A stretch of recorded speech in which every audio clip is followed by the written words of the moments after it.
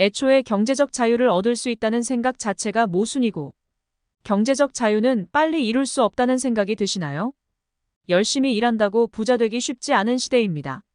그럭저럭 살 수는 있겠지만 월급만으로는 경제적 자유를 얻기 어렵죠. 하지만 경제적 자유를 이미 달성한 사람들에 대해서는 어떤 생각이 드시나요? 그들은 태어날 때부터 특별했을까요? 우리와 과연 다른 부분은 무엇이 있을까요? 대부분의 평범한 사람은 시간과 일과 돈이 정비례한다고 생각합니다. 그러나 백만장자, 억만장자, 기업가들은 그것들이 반비례한다고 생각을 하고 있습니다. 5만 파운드 빚더미에 올라 방황하던 한 남자를 3년 만에 백만장자로 만들었던 비결은 무엇이었을까요? 그것은 바로 자본주의입니다. 자본주의는 우리가 생각하는 것보다 훨씬 많은 기회를 품고 있습니다. 우리는 자본주의 사회에 살고 있습니다. 직장 생활하며 서로 처지가 비슷한 사람들끼리 모여 앉아 공노비니 사노비니 할 게 아니라 자본주의를 이해하고 내 편으로 만들어 한 살이라도 어렸을 때 진정한 경제적 자유를 얻어야 하지 않겠습니까?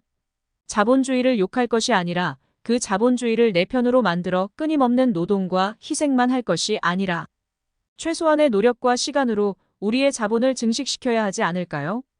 그들을 이길 수 없으면 그들과 한편이 되어야 하지 않을까요?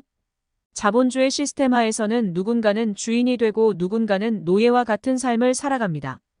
우리 자녀가 그런 삶을 살기를 여러분은 원하시나요? 만약 아침 6시에 일어나 출근 준비하고 저녁 6시에 퇴근하는 현재의 삶, 레버리지 당하는 삶이 충분히 만족한다면 당신의 삶으로 복귀하면 됩니다. 그러나 당신이 행복과 자유를 삶의 뒤편으로 미루지 않고 놀고, 탐험하고, 창조하고, 나누고, 배우고, 사랑하는 시간을 확보하고 싶다면 레버리지를 시작해야 합니다. 레버리지를 활용하여 타인의 돈과 시간을 활용하지 않으면 역으로 당신이 타인의 계획 속에서 시간당 급여를 받게 될 것입니다. 자본주의를 부정적인 시각으로 바라볼 것이 아니라 자본주의를 어떻게 하면 이용할 수 있을지 고민해야 합니다. 자본주의 시장에서 레버리지를 활용하는 것은 선택이 아닌 필수입니다. 우리가 알고 있던 평범했던 사람들이 어떻게 부자가 되었을까요? 바로 레버리지를 이용하기 때문에 가능한 것입니다. 당장 부동산을 구입한다고 하면 대부분은 대출을 이용합니다. 연예인이나 웬만한 부자가 아니면 현금보다는 대출을 이용해서 구입하고 합법적인 법의 테두리 안에서 절세하기도 합니다. 레버리지를 이용해서 자산을 사는 것은 우리의 부를 증가시켜주지만 소비를 위한 레버리지는 절대 안 된다는 겁니다. 자산 구입에 레버리지를 활용하는 것은 영리한 방법이지만 명품이나 필요 없는 일회성 소비는 결국 레버리지 당하는 것입니다. 여러분, 현재 갖고 있는 부는 불평등하지만 시간은 모두에게 동일합니다. 동일한 시간으로 2배, 3배의 성과를 창출하는 시간을 활용할 줄 알아야 합니다. 예를 들어 대중교통을 이용한 출근길, 장거리 여행 시 교육용 오디오북을 듣는다던가 드라마나 영화를 볼 시간에 교육적 전기나 다큐멘터리를 시청한다든가 하는 식입니다. 일의 우선순위를 정할 때도 중요하고 수익성 높은 업무는 가장 먼저 하는 게 맞지만 가장 하기 싫은 일이지만 꼭 해야 하는 일도 있을 것입니다. 그럴 때는 하기 싫은 일을 당장 해치워서 성과를 높이고 자긍심을 높일 수 있습니다.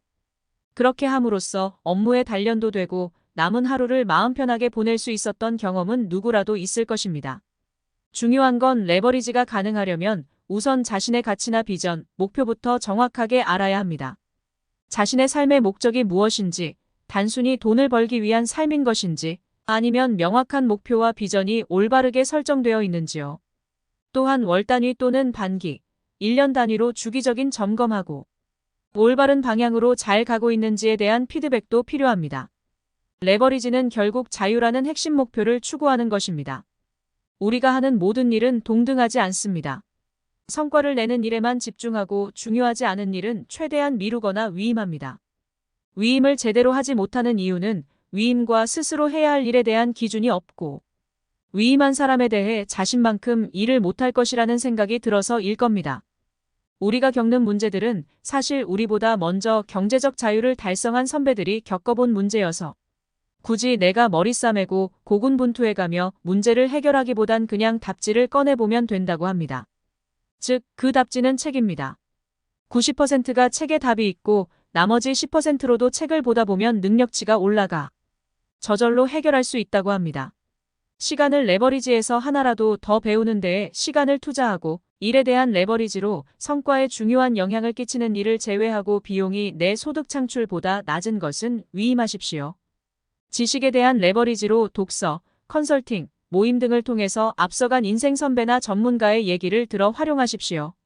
지금껏 우리는 행복하고 부유한 인생을 꿈꾸며 현재를 희생해서 열심히 일하는 것이 최선의 방법이라고 생각하시지 않았나요? 하지만 최소의 노력과 시간으로 최대의 이익을 얻는 방법, 즉 레버리지를 이용하면 우리의 경제적 자유, 희생이 아닌 자유와 부를 더욱 빠르게 이룰 수 있지 않을까요? 레버리지를 할 것인가, 레버리지를 당할 것인가, 선택은 여러분의 몫입니다. 시청해주셔서 감사합니다. 도움이 되셨다면 구독, 좋아요 부탁드립니다.